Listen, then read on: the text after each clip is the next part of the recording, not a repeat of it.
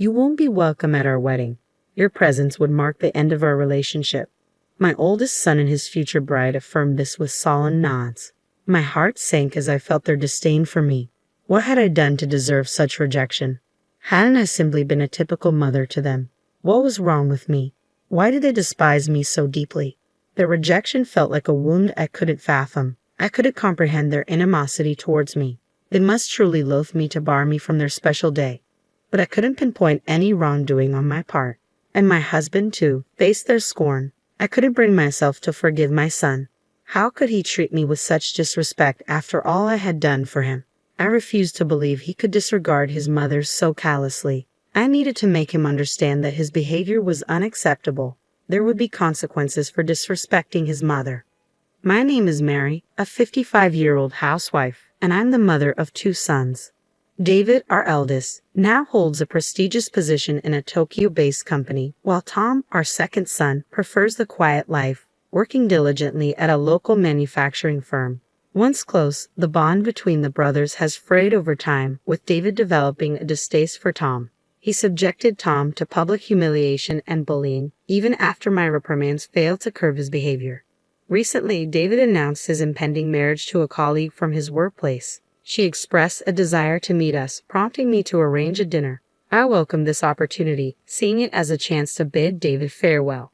David's aversion to Tom was evident, and Tom himself remarked, "It's probably for the best." The day we had agreed to meet arrived.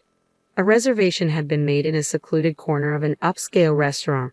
The unfamiliar surroundings left me a bit flustered, but upon entering, I found David and a robust-looking woman already seated. "Hey, Mom and Dad, you're running late," David quipped. "Apologies, we got a bit turned around. This place is new to us," I replied. "Try not to make a scene," David retorted, though his words stung. I brushed them off, accustomed to David's demeanor. As we settled into our seats, we enjoyed a sumptuous meal while listening to their conversation. David spoke glowingly of his fiancée, praising her attentiveness to his every word and her forward-thinking approach to their future. He painted her as a paragon of perfection, unlike us, his parents. His adoration for her was palpable, though she urged him to tone it down. It seemed David couldn't help but extol her virtues and his own accomplishments whenever he spoke. When I inquired about their meeting, David dismissed it, asserting, "You should see how amazing she is," sidestepping any mundane details. It felt as though he was overcompensating, striving to impress us with her virtues, making me distinctly uneasy. My husband shared my discomfort, and I silently thanked Providence for Tom's absence from the gathering. "I'll say this again and again, she's nothing like you guys. Please don't mistreat her once we're married. Show her some respect," David implored. "I don't need reminding. I wouldn't dream of it," I assured him. "We'll see. You've always favored Tom over me. With that history, I can't be sure you won't do anything to her," David countered. His accusation hit me hard. While we had been preoccupied with David's relentless bullying of Tom, David felt sidelined and unloved. Tom had endured David's torment since childhood, and as any parent would, we tried to alleviate his distress. When I pressed David for reasons, his response was simple: because I didn't like Tom. Unable to bridge the gap, the issue remained unresolved. I hadn't realized David perceived our actions as favoritism towards Tom, but I chose not to challenge him, unwilling to escalate the tension. The strained dinner concluded without incident, but it was clear our underlying issues remained unresolved. "Getting up there in age, aren't you?" David remarked casually. "No need to fret, we'll look after you too." David had unilaterally decided that he and his wife would move in with us after their wedding, seemingly with her blessing. She chimed in, "You have another son who won't rely on you forever, right? I'll take care of him." The notion unsettled me deeply. While Tom did reside with us, it was out of genuine care and not entitlement. However, David and his family had moved in without our consent, claiming our space and assuming ownership. "Why don't you tend to the garden, Tom?" David urged. "I have work," Tom replied. "You're unemployed. Get to it," David retorted. "What? You're insufferable," Tom shot back. David's relentless pressure on Tom was escalating. I admired Tom's maturity in handling the situation, but the dynamics were far from simple. David and his family were scheming to oust Tom and us from the house without our knowledge. Late one night, after my husband and Tom had retired to bed, I ventured out for a drink of water, only to find the living room illuminated. "When do you think we'll have this house to ourselves?" she inquired. just a bit longer. We need solid plans to avoid any hiccups. Once we rid the place of the others, I want to give it a makeover. It's looking a bit dated. David chuckled in agreement. I was incredulous. I couldn't believe they were contemplating such a move. I immediately alerted my husband and Tom. Delaying action could spell disaster. As we deliberated our next move, Tom stepped forward with a strategy. Mom, I'll handle this. I've got a plan, he assured us. Though Tom's words provided some comfort, his plan called for patience above all else. Yet if Tom's method proved successful, David and his fiancée would be out for good. With that in mind, my husband and I agreed to trust Tom's strategy. Despite the various ongoing issues, life carried on, and David and his fiancée set their wedding date. They opted for a luxurious venue nearby, which surprised us as we had initially thought a countryside setting would suffice. It's a bit steep, but with our earnings, we can manage, David remarked with a smirk that irked me, though I held my tongue. Despite David's continued jabs at Tom's composed demeanor seemed to weather the storm. When the couple summoned us to discuss the wedding plans, we were met with an outrageous request. Please refrain from attending our wedding. It would jeopardize our relationship, they declared. I was dumbfounded by their words, but managed to compose myself enough to ask David, "Are you sure? Why the sudden change?" "I'm afraid of you both. I don't want you there," David insisted, feeding tears in response to my inquiry. "I'm warning you, our relationship will be over if you show up. Isn't that what you want anyway? Am I not your terrible son?" David pointed accusingly at Tom, leaving Tom speechless. My patience wore thin upon hearing his words. "That's enough, David. You've been tormenting Tom for far too long. Why are you behaving like this? Your siblings stop treating him so poorly," I interjected, addressing David's bullying. David and his wife turned their gaze towards me as I spoke. "You have no right to criticize me. You've been fooled by Tom's charades and coddled him. You've always favored him," David retorted. "Because you mistreat your younger brother," I countered. "Isn't that just an excuse? You couldn't resist Tom's charm because he's so adorable." "That's not fair," David snapped back. Despite my reassurances that I didn't favor Tom, David refused to listen. Why couldn't he see that his own actions led to this situation? Why wouldn't he even consider it? David is my son, and despite his behavior, I felt a maternal obligation towards him, but that sentiment was fading fast.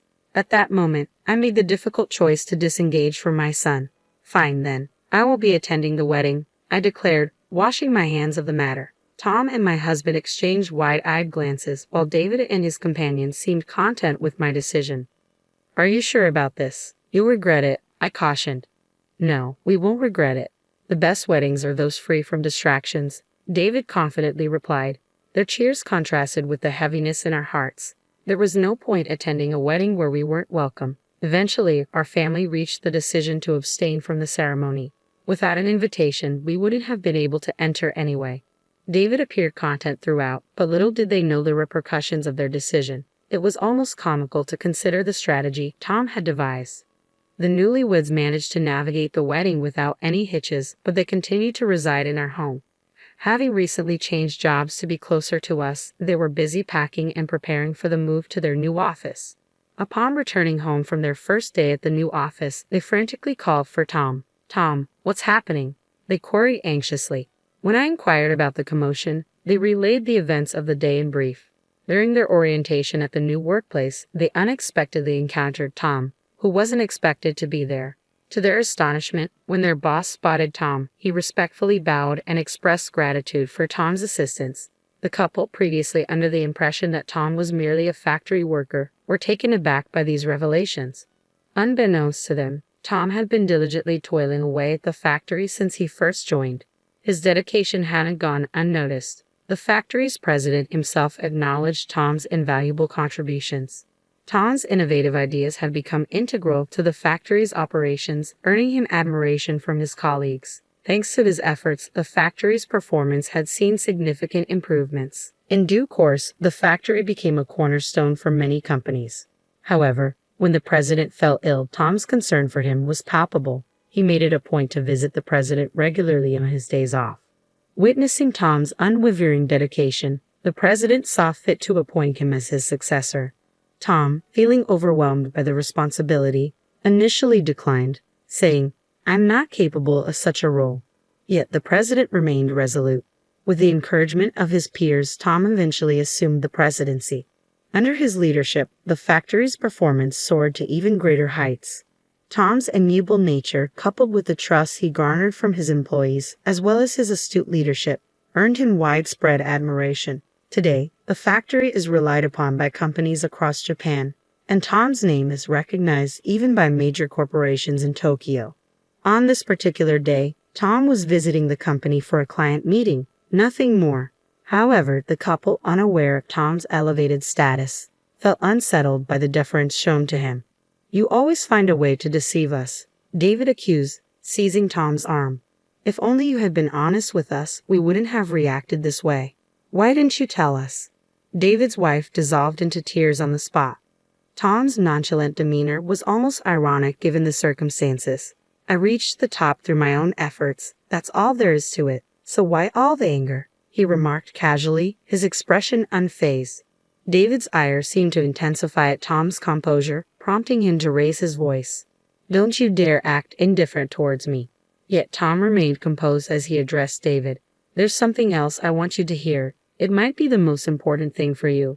Through some effort, we managed to calm David and his wife and coax them into taking a seat. Tom, having retrieved something from his room, returned and began to narrate the story. "Firstly, take a look at this," Tom announced, spreading several photographs across the table. They depicted David's wife alongside a man in elegant attire, unmistakably capturing scenes of her infidelity. David's reaction was immediate. He erupted into shouts while his wife trembled, unsure of how to respond. "She's soon to be my sister-in-law, so I did some digging beforehand, and this is what I found," Tom explained calmly, gesturing to the incriminating evidence. "With this much evidence, there's no denying the truth," he added, prompting David's wife to bow her head in remorse. "I'm sorry," she murmured, her voice filled with genuine regret. David, grappling with the shock of the situation, could only stare in disbelief. This is the consequence of not looking beyond the surface of a person. "Nobody is perfect," Tom remarked with a laugh, eliciting giggles from the rest of us. David, overcome with despair, sank to his knees, the room falling silent save for his wife's earnest apologies. Ultimately, David and his wife went their separate ways, their marriage dissolved by David's unforgiving stance on infidelity. When it came time for his ex-wife to pay alimony, she found herself in a state of panic, relying on her parents' financial support to meet her obligations. Yet even this wasn't enough to mend the deep wounds inflicted upon David. Overwhelmed by the shock of the divorce, David chose to resign from his job. Since then, he has retreated into seclusion, rarely emerging from his room except to grab a meal. However, whenever Tom was around, David would recoil in fear, as if haunted by the memory of their confrontation. It appears that since that incident, David has developed a fear of Tom. The family had deliberated extensively on what to do about David. Ultimately, they reached a unanimous decision to sever ties with him in the near future. It pained them to contemplate such a drastic step, but David's selfish behavior left them feeling unable to forgive him. Several months later, David was ousted from the household. In his final moments there, he pleaded for forgiveness, but by then, he no longer seemed like family to them, and his expulsion felt like a natural consequence. Meanwhile, the remaining 3 members of the family now enjoy a carefree existence without anyone hindering their peace. Though her husband has retired, they face no financial struggles, thanks to Tom's hard work. She harbors a deep desire to ensure Tom's happiness and security for as long as she lives. Tom is set to tie the knot soon with his longtime girlfriend, a colleague from their workplace. Their relationship has flourished over several years, and the prospect of her precious son's wedding fills her with anticipation and joy.